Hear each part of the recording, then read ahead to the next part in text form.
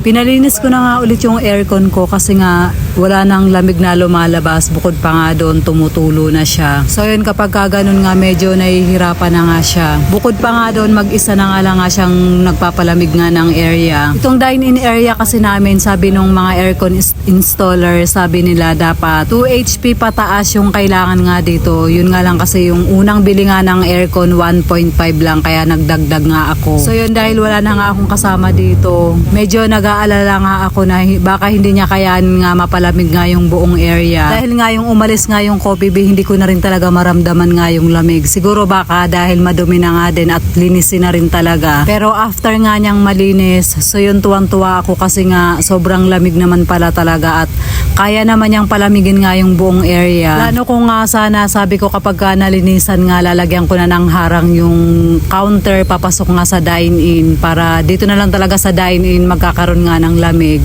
Pero i-check ko muna siya kung okay ba yung kuryente namin o hindi. Kasi alam ko talaga bababa na yung kuryente namin ngayon. Dahil nga isa na lang nga yung aircon, plus nabawasan na nga kami ng mga appliances na naka-plug lang nga maghapon habang nag-ooperate nga kami. So yun nga, mabilis lang naman din nalinis nga yung aircon nga namin. Wala pang isang oras natapos na nga siya. Buti nga habang nililinis nga yung aircon, puro take out nga yung mga bumibili. So yung maintenance nga ng paglilinis nga ng aircon ko tuwing ikadalawang buwan nga siya. Sobrang bilis kasi nga napakadumihin nga dito sa pwesto nga namin. Tabi kasi kami ng kalsada kaya alikabukin talaga. Advice nga sa akin nung naglilinis nga ng aircon na sa susunod nga nalilinisin dapat sa baba na talaga siya. Yung parang bubuhusan na lahat, paliliguan na lahat, tapos yung sasabunin pa. Para daw matagal-tagal bago nga ulit ako magpalinis. Medyo may kamahalan nga lang nga yung mga ganong linisin pero itatry ko nga yun. Lamig na naman dito.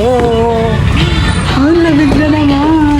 Hello guys, so gusto naman yung drinks nila. Tuwa-tuwa talaga ako kapag nakikita ko gusto nila yung drinks. Magaling daw niyo ako bro. Magaling daw siya magtimpla. Anyway, lahat kami magaling magtimpla kasi lahat naman nauubos nila palagi.